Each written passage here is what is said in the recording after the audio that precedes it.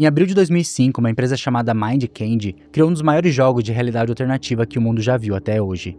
O nome desse jogo era Perplexity, e o objetivo dos jogadores era colecionar 256 cartas diferentes. Cada uma dessas cartas tinha um enigma que você precisava resolver, e quanto mais enigmas você resolvia, mais pontos você ganhava. Mas esses pontos nem eram a atração principal do jogo, porque além dos enigmas, essas cartas escondiam um segredo para um tesouro enterrado que valia 100 mil libras, o equivalente a quase 700 mil reais hoje em dia. Mas mesmo com um prêmio de 700 mil reais em jogo, uma única carta acabou virando a principal atração do Perplexity. O nome dessa carta era 1 em 1 bilhão, e apesar de ser uma das cartas mais simples do jogo, por muito tempo ela foi considerada impossível de resolver. Nela tinha uma selfie de um homem com uma escrita na lateral que dizia, "Me encontre". O único desafio da carta era literalmente só encontrar esse homem. Mas quem era esse homem da foto? Será que é possível encontrar uma pessoa completamente aleatória usando só uma foto dela? E como a internet fez para resolver um enigma que por 14 anos todo mundo acreditou ser impossível?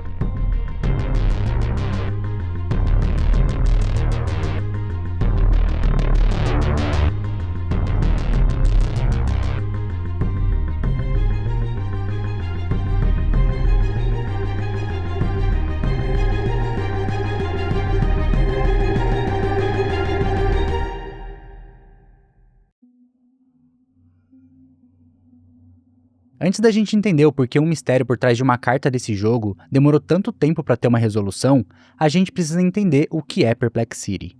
O Perplexity foi basicamente um dos jogos de realidade alternativa mais aclamados que já existiram até hoje. A história por trás desse jogo afirmava que existia um universo paralelo ao nosso, que era o lar de uma metrópole fictícia chamada Perplexity.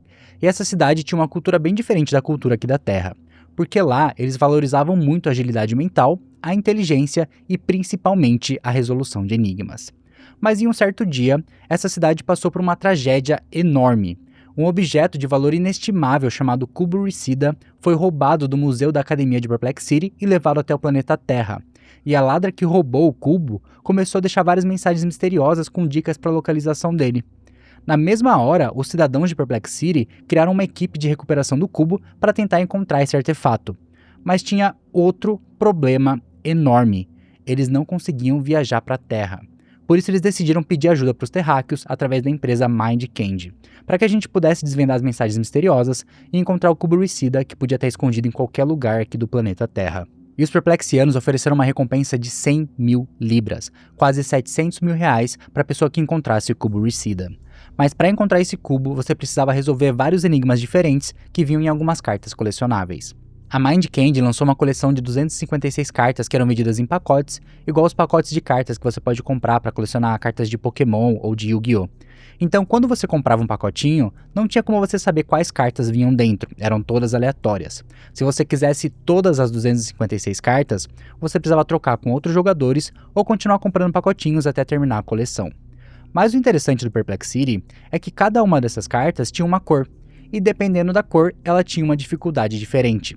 As cartas vermelhas eram as mais fáceis de resolver, as laranjas eram um pouco mais difíceis, as azuis já ficavam bem mais difíceis e as prateadas eram quase impossíveis. E se você conseguisse descobrir a resposta de qualquer uma delas, você podia entrar no site da Perplexity e colocar a resposta da carta para ganhar pontos baseado na dificuldade do enigma. As vermelhas valiam entre 1 e 8 pontos, mas as prateadas valiam de 57 a 64 pontos. Quanto mais enigmas você resolvia, mais pontos você ganhava para subir no ranking do site. Mas além do enigma principal da carta, às vezes você podia encontrar algumas informações ocultas que levavam a outros enigmas escondidos em sites obscuros que expandiam ainda mais a história por trás do Perplexity e ajudavam os jogadores a descobrir a localização do cubo. Alguns enigmas eram tão difíceis que os jogadores precisavam se unir em fóruns para tentar juntar todas as informações que eles tinham para encontrar uma resposta. E eles resolveram se juntar no fórum de jogos de realidade alternativa chamado Unfiction. Ali eles podiam discutir sobre qualquer carta e tentar encontrar uma solução juntos. Mas além dos enigmas nas cartas, a Mind Candy também promoveu vários eventos espalhados pelo mundo, onde o objetivo dos participantes era desvendar mais enigmas ainda. Então esses eventos também ajudavam eles a chegar mais próximos de encontrar o prêmio final. Basicamente, o Perplexity virou uma caça ao tesouro que uniu as pessoas em uma escala mundial. E conforme os jogadores iam encontrando mais respostas, mais próximos eles ficavam de descobrir a localização do cubo. A comunidade global que foi formada pelos amantes do Perplexity ficou quase 2 anos resolvendo enigmas em cartas colecionáveis, decifrando mensagens ocultas em vários sites estranhos e até analisando anúncios de jornais para avançar na história. Mas por mais que o jogo fosse um esforço coletivo de pessoas espalhadas pelo mundo inteiro, a reta final dessa competição foi muito acirrada e extremamente complexa, até porque só o verdadeiro mestre em resolução de enigmas ia conseguir ligar todas as pistas e finalmente conseguir encontrar o cubo para ganhar o prêmio de R$700 mil. E o fim de toda essa caçada aconteceu no dia 30 de janeiro de 2007, depois do fim de um evento online chamado Operação Baioneta, onde os jogadores receberam uma última pista para completar o quebra-cabeça. A pista dizia: forme a camada, encontre a era, siga o caminho, encontre o cubo. Essa pista foi essencial para os jogadores finalmente conseguirem ligar todas as informações que eles já tinham, até porque eles tinham muitas pistas para trabalhar. Mas até esse momento, eles não tinham conseguido ligar nenhuma delas. Para você ter uma ideia, os jogadores descobriram que algumas cartas do jogo formavam letras aleatórias quando eram colocadas uma ao lado das outras, e algumas vinham com desenho de um mapa atrás, que também formava um mapa da cidade de Perplexity, mas eles não faziam ideia do que fazer com essas informações. Foi só meia hora depois do evento Operação Baioneta que um usuário do fórum OneFiction chamado CJR22 conseguiu fazer uma conexão entre o que eles já sabiam com a pista nova que eles receberam. Ideia das manchas amorfas. Eu acho que talvez eu tenha descoberto alguma coisa. Então, no final da última atualização da Biblioteca de Babel, há uma pilha de cartas de quebra-cabeça, quase todas com as manchas amorfas nelas. A carta do topo, Puzzle Monsters, foi alterada para destacar a palavra Strata. No final da Operação Baioneta, recebemos outra pista. Forme a camada, encontre a era. Siga o caminho, encontre o cubo. Isso me fez pensar em camadas geológicas. Alguém mais consegue ver alguma semelhança entre a camada jurássica nesse mapa e a disposição das manchas no final dessa página? Claro, qualquer mapa geológico será um pouco impreciso nas bordas, mas tenho quase certeza deste, especialmente com o formato da 253, perto de Portland Bill no mapa, e as duas partes pontudas da 250. Então comecei a pensar em um caminho, e o The Cotswold Way fica mais ou menos no lugar certo e passa por um lugar chamado Leckhampton, o que é vagamente relacionado ao Perplexity, talvez. Bom, talvez não, mas acho que o Jurássico pode ser a era que estamos procurando. O que vocês acham?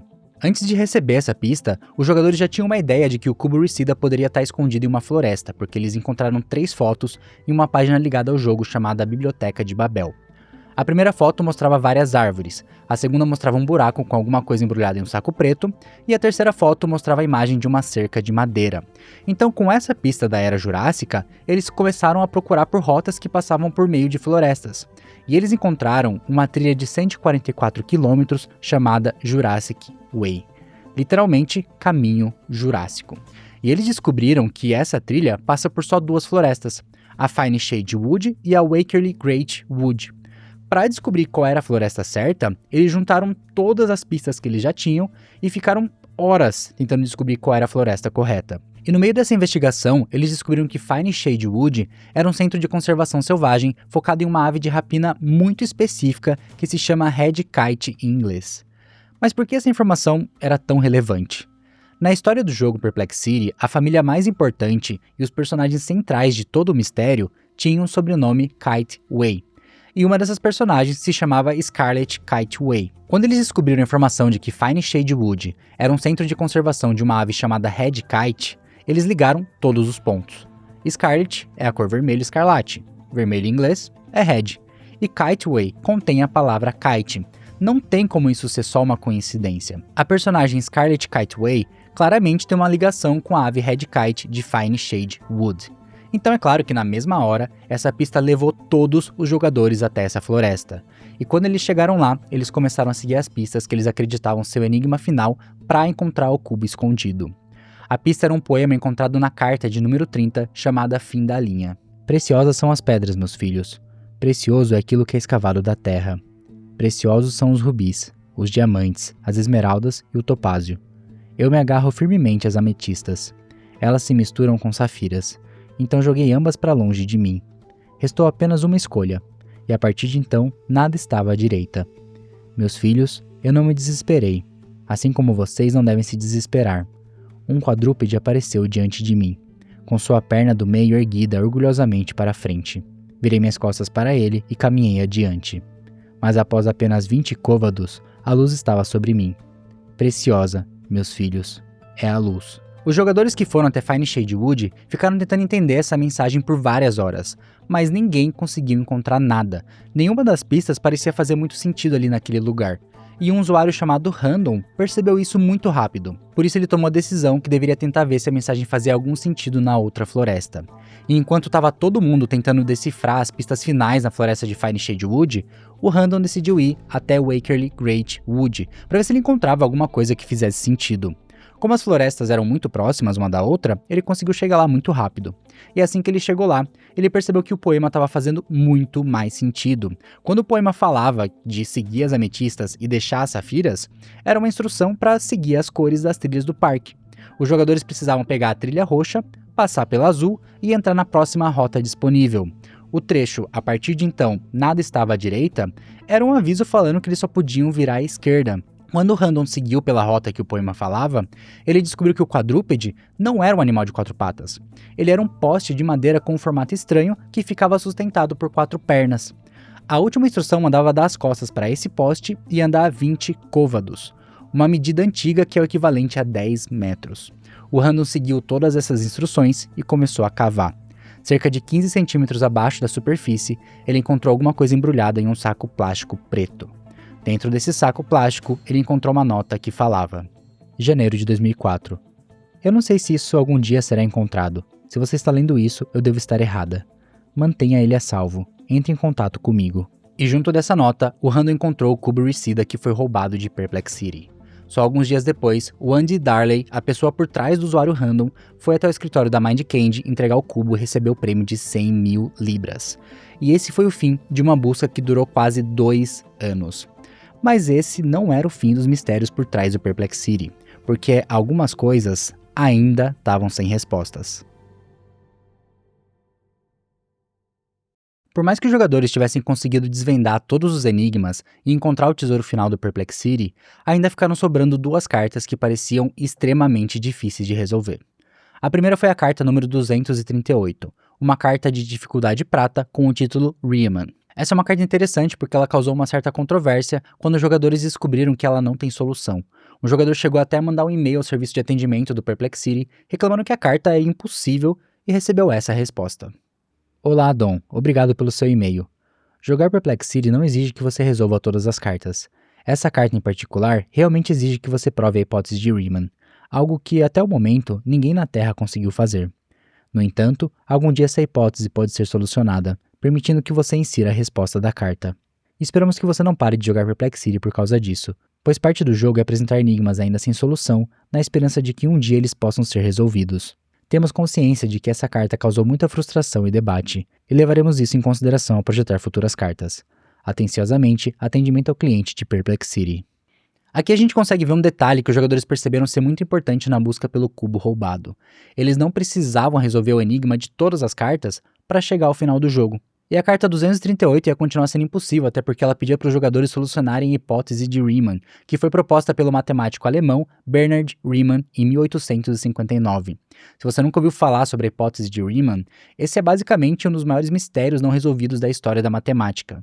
A resolução dele envolve a distribuição dos números primos e ela é tão complexa que faz parte dos 7 problemas do milênio, que é uma lista que foi criada pelo Instituto de Matemática Clay, que oferece um prêmio de $1 milhão para qualquer pessoa no mundo que conseguir solucionar esses problemas matemáticos. Como você já deve imaginar, ninguém aqui na Terra conseguiu fazer isso até hoje. A Mind Candy basicamente colocou essa carta na coleção como uma forma de trollar os jogadores e homenagear um dos maiores mistérios da matemática no mundo. Mas na época, os jogadores ficaram muito frustrados porque eles ficaram achando que a carta escondia algum código secreto ou tinha alguma criptografia maluca. O serviço de atendimento ao cliente da Mind Candy teve até que enviar e-mails para os fãs confirmando que aquilo era só uma brincadeira, e que se algum dia a hipótese de Riemann for solucionada, eles poderiam inserir a resposta no site. Mas como o problema segue sem solução há mais de 160 anos, a carta 238 acabou sendo classificada como impossível. E a segunda carta, que também foi classificada como impossível, também era uma carta de dificuldade prata. E o pior é que essa era provavelmente uma das cartas mais simples do jogo inteiro. Ela era a carta de número 256, a última carta do jogo. E o título dela era 1 em 1 bilhão. E nessa carta tinha só a foto de um homem, com uma escrita em japonês que traduzida para português falava "me encontre". A carta 256 tinha um enigma bem diferente das outras cartas. Em quase todos os enigmas do jogo, você precisava pegar uma calculadora ou fazer algumas pesquisas no Google para descobrir a resposta. Mas para resolver a carta 256, você tinha que ir muito mais além. Até porque você precisava rastrear uma pessoa usando só uma foto. Pensa que em 2006, quando esse jogo foi lançado, isso não era uma coisa tão fácil de fazer. Naquela época, nem todo mundo sabia o que era rede social ainda. O Facebook tinha acabado de ser lançado praticamente. Quando os jogadores perceberam a dificuldade que eles teriam para encontrar uma pessoa que podia estar em qualquer lugar do mundo, eles já sabiam que esse enigma ia ser muito difícil. Até porque, será que é possível mesmo encontrar uma pessoa usando só uma foto? Para a maioria dos jogadores, isso era impossível. Por isso, a maioria desistiu muito rápido. E os jogadores que sobraram acabaram se reunindo em vários fóruns diferentes para tentar encontrar essa pessoa da foto e resolver o enigma. Existe até um tópico naquele fórum da Unfiction que eu falei antes, que é dedicado só à carta 256. E para você ter uma ideia de como os investigadores estavam focados em encontrar a solução dessa carta, esse acabou virando um dos tópicos com mais respostas e visualizações do fórum inteiro. E em poucas semanas, alguns jogadores conseguiram encontrar várias informações que poderiam ajudar eles na busca pelo Homem da Carta. Você já ouviu falar na teoria dos 6 graus de separação? Essa é uma teoria que afirma que qualquer pessoa no planeta está conectada a qualquer outra pessoa através de uma cadeia de, no máximo, 6 laços de conhecidos. Ou seja, você está a 6 amigos de distância do presidente dos Estados Unidos, de um monge no Tibete ou de qualquer outra pessoa no mundo inteiro. Essa teoria foi proposta pela primeira vez em 1929 pelo escritor húngaro Frigyes Karinthy, em um conto chamado Correntes. Ele acreditava que por causa dos avanços modernos em comunicação e transporte, a rede de conexões humanas estava encolhendo. Isso significa que o mundo estava virando um lugar muito menor. Em 1960, essa teoria ganhou até um experimento científico que foi conduzido pelo psicólogo Stanley Milgram, onde ele enviou várias cartas para pessoas aleatórias nos Estados Unidos, com instruções de que elas deveriam chegar até uma pessoa específica em Boston. Mas tinha uma regra para isso acontecer. Os participantes só podiam enviar a carta para alguém que eles conhecessem pessoalmente. A maioria das cartas nem continuou seguindo o destino, até porque, como as pessoas foram escolhidas aleatoriamente, nem todo mundo resolveu participar e dar sequência ao experimento. Mas das cartas que chegaram até o destino, passaram em média na mão de umas 5 ou 6 pessoas. Ou seja, todo mundo está a 6 graus de separação de qualquer pessoa do mundo. Então, de acordo com essa teoria, o Homem da Carta também está a 6 pessoas de distância de alguma outra pessoa. Na verdade, em alguns estudos mais recentes, essa distância média caiu para cerca de 4 pessoas. Mas na internet, os jogadores talvez precisavam de só uma pessoa. Se a pessoa certa vê que eles estão procurando pelo Homem da Carta, uma pessoa seria o suficiente, né? Isso mostra que o enigma não é tão impossível assim de resolver. E os jogadores que ficaram interessados em colocar um ponto final nesse mistério acabaram encontrando mais informações para deixar algo que eles acreditavam ser impossível um pouco mais possível.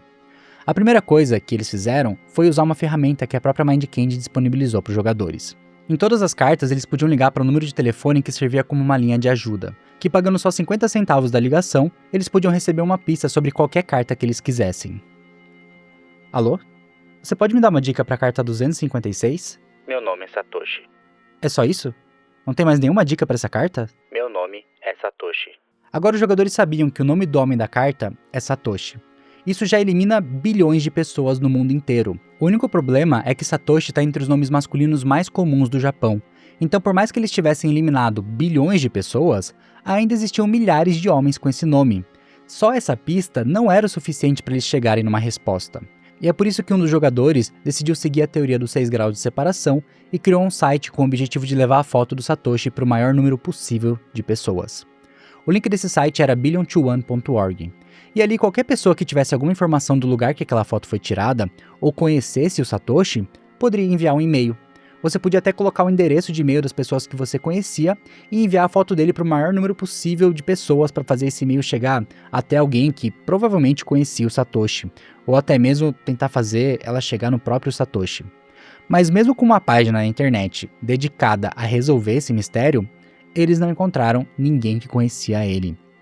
E é por isso que os investigadores decidiram que eles deveriam focar na localização da foto para ver se eles conseguiam encontrar mais alguma informação que pudesse ajudar na investigação. E olhando para a foto, eles viram que o lugar que ela foi tirada não parece ser um lugar do Japão. Na verdade, a teoria dos investigadores é que aquela foto foi tirada em algum lugar da Europa. Alguns jogadores apontaram que aquela arquitetura parecia ser de algum lugar na França, mais especificamente na região da Alsácia. E em algumas semanas, eles descobriram que aquela foto foi tirada em uma ponte que ficava em Kaiserberg, um vilarejo na Alsácia. Mas será que o Satoshi morava nesse lugar? Ou será que ele era só um turista que resolveu tirar uma foto por lá?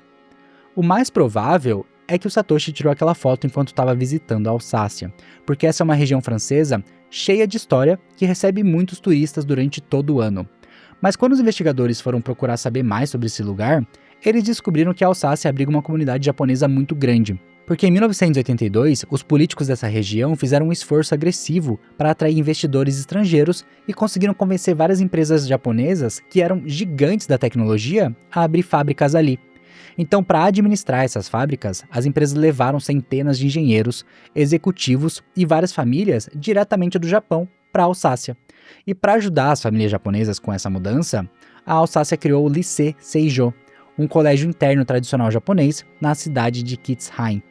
Isso podia garantir que os filhos dos executivos japoneses iam receber o mesmo ensino que eles teriam se morassem no Japão.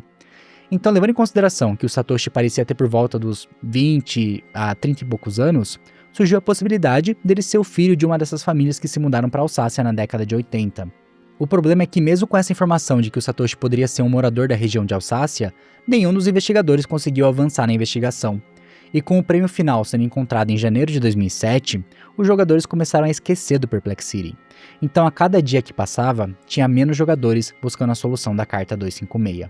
E apesar do sucesso enorme da primeira temporada do Perplexity, a segunda temporada do jogo, que estava programada para acontecer no dia 1º de junho de 2007, foi cancelada no dia do lançamento. Isso significava que o jogo tinha acabado oficialmente. Os fóruns começaram a ficar completamente vazios, todos os sites do Perplexity saíram do ar, até o projeto Billion2One.org foi desativado também. E a carta 256 ia provavelmente continuar sem uma solução para sempre. Até porque quanto mais tempo passava, mais as pessoas iam se esquecendo do jogo. E o mistério do homem chamado Satoshi começou a se perder nas profundezas da internet. Mas por mais que as chances de resolver esse mistério se aproximassem cada vez mais de zero, uma pessoa decidiu não desistir. E é por causa da persistência dela que o mistério de Satoshi ainda continuou vivo por muitos anos. Para que essa investigação não caísse no esquecimento, uma das investigadoras chamada Laura E. Hall decidiu criar uma página na internet chamada findsatoshi.com. Nesse site, a Laura colocou todas as informações sobre o Satoshi que eles tinham até agora. Então lá você conseguia encontrar todo o contexto sobre a carta 256 e o jogo Perplexity. E por causa do findsatoshi.com, a Laura acabou virando a principal detetive de toda essa história. Isso porque, para ela, o que começou como só um quebra-cabeça de um jogo, acabou virando uma obsessão. O fato do Perplexity ter terminado sem todas as respostas acabou virando quase uma assombração na vida dela. E é por isso que ela decidiu que precisava descobrir quem era o Satoshi na vida real. Para você ter uma ideia de como ela estava dedicada em resolver esse mistério, em dezembro de 2007, a Laura acabou fazendo uma viagem de trabalho para a França. E no meio dessa viagem, ela descobriu que estava só a uma cidade de distância de Kaiserberg, a cidade que a foto do Satoshi foi tirada. Então, quando ela chegou na França, ela decidiu alugar um carro e dirigiu até a cidade da foto para tentar encontrar a mesma ponte do Satoshi. A Laura demorou um pouco para encontrar o local exato da foto, mas quando ela encontrou, ela tirou uma selfie e fez um gif que transicionava entre a foto do Satoshi e a dela. Essa era só mais uma forma dela mostrar o quanto ela estava empenhada em resolver esse mistério de uma vez por todas. E graças ao findsatoshi.com, a notícia desse mistério da internet sem solução começou a se espalhar em vários jornais e sites da internet. A página acabou até sendo citada em matérias do The Guardian e do The New York Times. E essa foi a primeira vez que a busca pelo Satoshi viralizou. As pessoas ficaram muito animadas para tentar ajudar a resolver um mistério da internet que parecia ser quase impossível.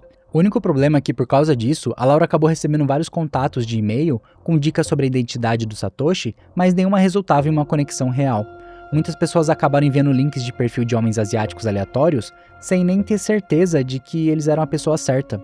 E depois de um tempo, o mistério voltou a cair no esquecimento. E foi nesse momento que a Laura percebeu que quanto mais os dias passavam, mais a missão dela ficava solitária. Ela chegou até a pensar em desistir, mas de acordo com as próprias palavras dela, ela é uma pessoa muito teimosa. E o destino dessa investigação ainda tinha uma surpresa guardada que nem a própria Laura conseguia imaginar. Você já ouviu falar em sincronicidade? Esse é um termo que foi criado pelo psiquiatra suíço Carl Gustav Jung em 1929. Ele usou essa palavra para descrever eventos que acontecem ao mesmo tempo ou em sequência que parecem estar conectados de alguma forma, mas que não possuem uma relação óbvia de causa e efeito. É basicamente uma coincidência com um significado pessoal muito profundo. Imagina um cenário onde você está passeando no shopping enquanto pensa em um amigo que não vê há mais de 10 anos. E, em um minuto depois, você encontra ele passeando no shopping também. Não é como se o seu pensamento tivesse causado a aparição dele. Isso foi só uma coincidência. Mas o fato desses dois eventos se cruzarem no tempo de uma forma que parece até mágica, transforma essa coincidência em sincronicidade. E no meio dessa busca pelo Satoshi, da carta 256, a Laura também passou por uma coincidência que também era tão estranha e inexplicável que parecia até ser uma obra do destino. Isso porque no auge do Perplexity, entre 2006 e 2007, a Mindkind organizou vários eventos para os jogadores se encontrarem para resolverem enigmas juntos. E em 2006 aconteceu um evento importante do Perplexity em São Francisco, chamado The San Francisco Connection Emergency. Esse evento foi bem atípico porque a maioria dos eventos do jogo aconteciam só na Europa, até porque a empresa Mindkind fica em Londres, na Inglaterra. Mas como a Laura morava nos Estados Unidos, ela não podia participar dos eventos que aconteciam lá. E como a Laura gostava muito do jogo e queria participar desse evento praticamente inédito nos Estados Unidos, ela decidiu participar como voluntária. E foi nesse evento, em São Francisco, que ela conheceu um homem chamado Jay Biddulph.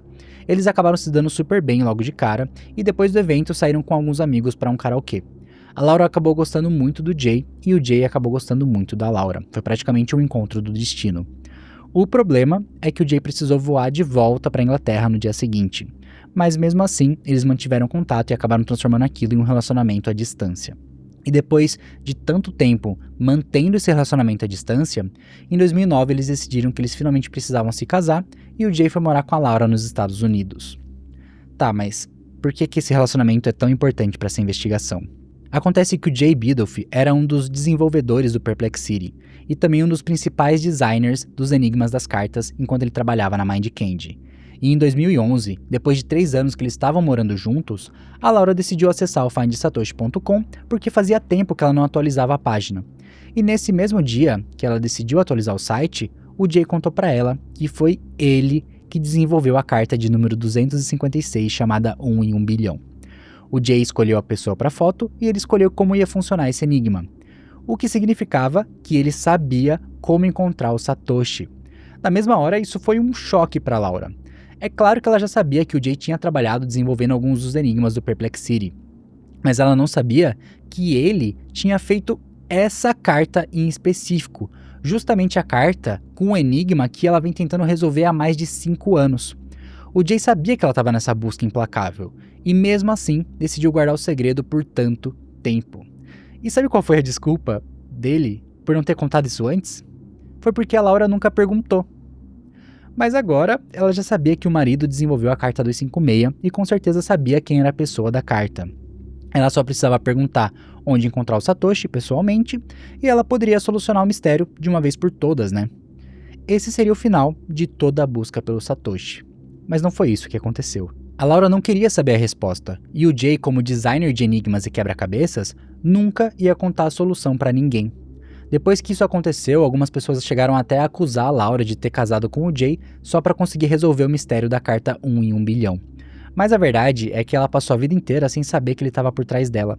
É como se o próprio destino tivesse juntado esse casal para que a Laura nunca desistisse de procurar o Satoshi. Foi uma coincidência quase mágica.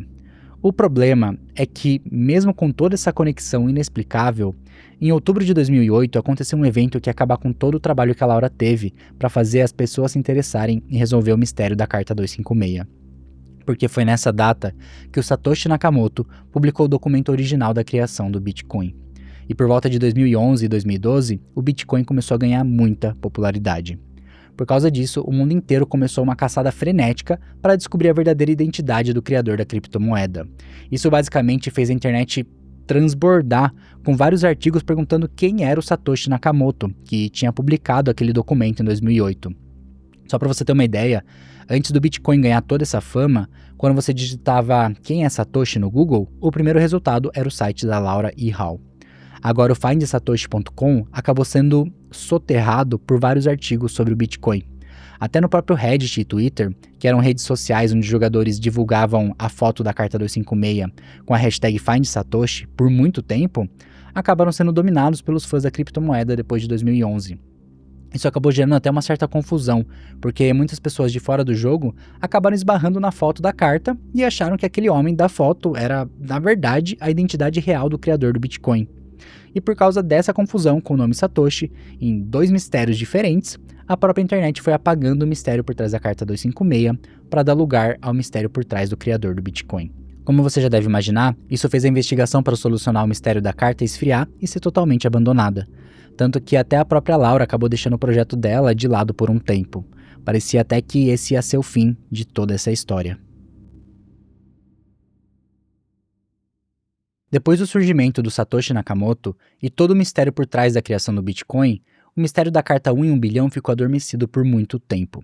Até que o youtuber Austin McConnell decidiu fazer um vídeo em 2017 falando sobre o jogo Perplexity e a carta que ficou sem solução. Esse vídeo levou a busca pelo Satoshi para mais de 400 mil pessoas assistirem. E mesmo assim, isso não parece ter sido suficiente. Essas 400 mil pessoas que assistiram não conseguiram encontrar nenhuma informação nova, e ninguém pareceu muito interessado em resolver o mistério. Mas foi graças a esse vídeo que o youtuber Jamie Foster, do canal Inside the Mind, ficou sabendo da busca pelo Satoshi. E no dia 7 de fevereiro de 2020, ele postou um vídeo com o título "Você consegue encontrar esse homem?". Nesse vídeo, o Jamie chegou até a convidar a própria Laurie Hall para participar de uma entrevista. E a diferença do vídeo do Inside the Mind para o vídeo do Austin McConnell é que ele dissecou toda a investigação que a Laura e os investigadores já tinham feito para tentar encontrar o Satoshi desde 2006. No final do vídeo, o Jamie até pergunta para Laura se ela acredita que, mesmo depois de mais de 10 anos de buscas, ela ainda tem fé de que o Satoshi vai ser encontrado. E apesar de todas as dificuldades, ela diz que ainda acredita que sim, que isso não vai acontecer agora, mas talvez no futuro, em uns 5 ou 10 anos, ele provavelmente vai ser encontrado. E uma outra diferença desse vídeo do Inside the Mind é que ao invés de alcançar 400 mil pessoas, ele chegou em mais de 1.400.000 pessoas.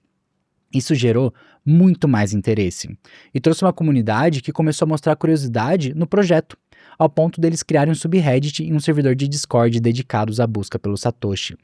Várias pessoas se juntaram para divulgar qualquer pista que eles tinham que pudessem levar até o homem misterioso da carta. Mas conforme os dias iam passando, ninguém parecia chegar em nenhuma resposta concreta para resolver o mistério.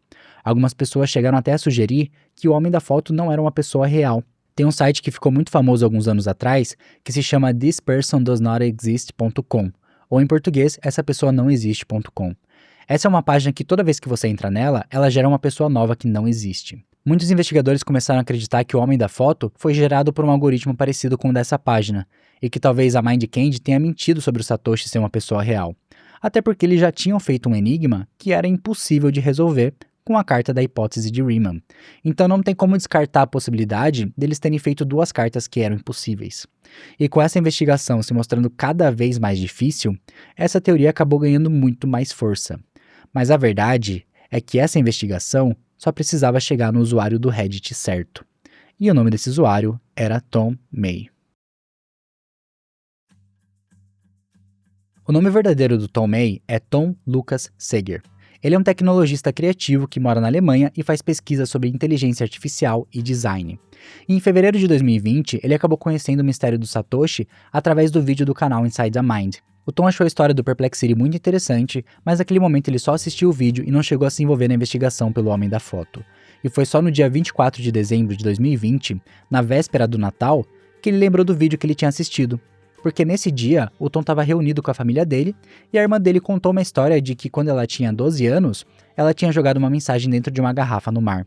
E 14 anos depois, ela recebeu uma carta com uma resposta de uma pessoa que encontrou a mensagem dela dentro da garrafa. Isso fez o Tom ter uma epifania ali na mesma hora. A irmã dele esperou 14 anos para receber uma resposta da mensagem que ela tinha jogado ao mar. Então será que ainda existia uma chance de encontrar o Satoshi depois de 14 anos também?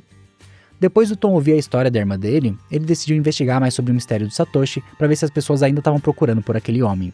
E foi nesse momento que ele descobriu o site da Laura e o subreddit dedicado à investigação do mistério. Quando ele viu que ainda existiam pessoas interessadas em resolver esse enigma, que estava há mais de 14 anos sem solução, o Tom decidiu começar a própria investigação dele. Se você pegar a foto do Satoshi e tentar pesquisar por fotos parecidas no Google Imagens, você vai encontrar vários homens parecidos com ele. Mas apesar deles terem um rosto e um corte de cabelo parecido com o do Satoshi, nenhum desses homens que aparecem é o Satoshi. Então, para tentar encontrar ele através dessa foto, o Tom precisava usar uma ferramenta de busca reversa de imagens muito mais avançada. Foi então que ele encontrou um site chamado PinEyes, que tem uma ferramenta muito mais poderosa de reconhecimento facial. Depois de colocar a foto do Satoshi nessa ferramenta, a maioria das fotos que apareceram era a mesma foto que o Tom tinha usado para fazer a pesquisa. Mas no meio dessas fotos iguais, o Tom acabou encontrando uma imagem que ele não tinha visto em nenhum outro site antes. Essa era a foto de um homem segurando uma caneca de cerveja que foi postada em 2018 no site de uma empresa japonesa chamada Tsukada Riken. Colocando as fotos do Satoshi e do suposto Satoshi lado a lado, eles parecem ser extremamente parecidos. Mas será que esse homem é o Satoshi que os investigadores estão procurando há tanto tempo? Para conseguir responder essa pergunta, o Tom decidiu fazer um post com essa imagem no r/find Satoshi no dia 27 de dezembro de 2020. Encontrei alguém parecido em uma página japonesa. Olá, talvez você mesmo já tenha encontrado essa imagem, mas o cara segurando a cerveja se parece muito com o Satoshi. Encontrei essa imagem na seguinte página. Role a página para baixo até a postagem chamada Festival de Verão de 2018 realizado. Depois dessa postagem, o Tom encontrou mais uma outra foto do suposto Satoshi. E os outros usuários que viram a postagem também acabaram achando mais fotos. Mas a foto mais importante é uma em que esse mesmo homem aparece participando de uma meia maratona com uma camiseta de número 2938. Se a gente acessar a lista com todos os participantes dessa corrida e procurar pelo número 2938, a gente consegue encontrar o nome desse participante. E o nome dele é Satoshi Shimojima. Eu acho que agora não resta dúvidas de que esse é o Satoshi que os investigadores têm procurado por tanto tempo. Então, depois de confirmar que esse era realmente o homem da foto, o Tom enviou os resultados da investigação dele para Laura, para que ela pudesse finalmente entrar em contato com o Satoshi. A Laura encontrou o e-mail do Satoshi no site da empresa em que ele trabalha e, com a ajuda de um amigo do Japão, escreveu uma mensagem para ele. E só um dia depois, ela recebeu uma resposta. Olá, obrigado por entrar em contato comigo. Você disse que estava procurando pelo cara chamado Satoshi. Eu sou o Satoshi. Sim, eu sou o Satoshi que você esteve procurando. Uau, eu tinha me esquecido completamente desse jogo de cartas e nunca sonhei que alguém ainda estivesse me procurando. Originalmente, eu deveria passar uma mensagem para a pessoa se ela me encontrasse. Mas, meu Deus, já se passaram mais de 10 anos. Eu esqueci completamente. Sinto muito mesmo. Na verdade, eu não sabia muito sobre o Perplex City. 14 ou 15 anos atrás, um dos meus melhores amigos americanos pediu para usar minha foto para o jogo. Pareceu interessante para mim. Eu tinha uma foto recente de uma viagem que eu tinha feito e eu gosto desse tipo de coisa. Então eu disse, por que não? Imediatamente. No entanto, depois disso, não ouvi falar muito sobre o jogo ou sobre o que ele era. Eu nunca sequer vi a carta em si. Eu não dei muita importância e gradualmente fui perdendo a memória disso. E um ano depois, eu já tinha me esquecido completamente. E claro, desde então, ninguém me encontrou. Quando você entrou em contato comigo alguns dias atrás e eu descobri que o Find Satoshi ainda estava rolando, eu ri muito e fiquei muito feliz. Enfim, você me encontrou, a partir de apenas uma foto, e uma foto tirada em uma pequena cidade em algum lugar perto da fronteira entre a Alemanha e a França, e mesmo comigo estando em Nagano, no Japão, quando a carta foi lançada. Apenas com a informação do primeiro nome, Satoshi. Meu nome é muito comum no Japão. No meio do nome de centenas de milhares de pessoas, demorou 14 anos, mas eu finalmente fui encontrado. É realmente incrível. Parabéns por resolver o Enigma 256. E que o seu 2021 seja um ano maravilhoso. Feliz Ano Novo. Então é isso. O Satoshi foi finalmente encontrado depois de 14 anos, graças à colaboração de vários investigadores que decidiram manter essa busca viva por tanto tempo. Mas essa busca só chegou ao fim graças aos avanços tecnológicos que aconteceram nos últimos anos. Antigamente, seria impossível encontrar uma pessoa da mesma forma que o Satoshi foi encontrado em 2020. E eu acho que a maneira que ele foi encontrado é, de certa forma, até um pouco assustadora. Porque isso mostra que hoje em dia, qualquer pessoa pode usar uma ferramenta de busca de reconhecimento facial para encontrar você através de uma única foto. É claro que no caso do Satoshi, essa ferramenta foi usada para solucionar o mistério de uma brincadeira. Não tem nada de tão assustador nisso. Mas hoje em dia, a internet é muito diferente de antigamente. Hoje existem vários sites pedindo fotos da nossa identidade ou pedindo para a gente ligar a câmera para fazer uma verificação de idade. Então até onde será que essa ferramenta vai chegar? Será que hoje ela já está sendo usada para rastrear a gente em todos os lugares e em todos os momentos? Fica aí esse questionamento. Antes de finalizar, eu quero agradecer você que me assistiu até aqui e quero deixar um agradecimento especial para todos os membros do canal que estão me apoiando. Eu espero que você tenha gostado desse episódio, eu vou ficando por aqui e até o próximo. Tchau!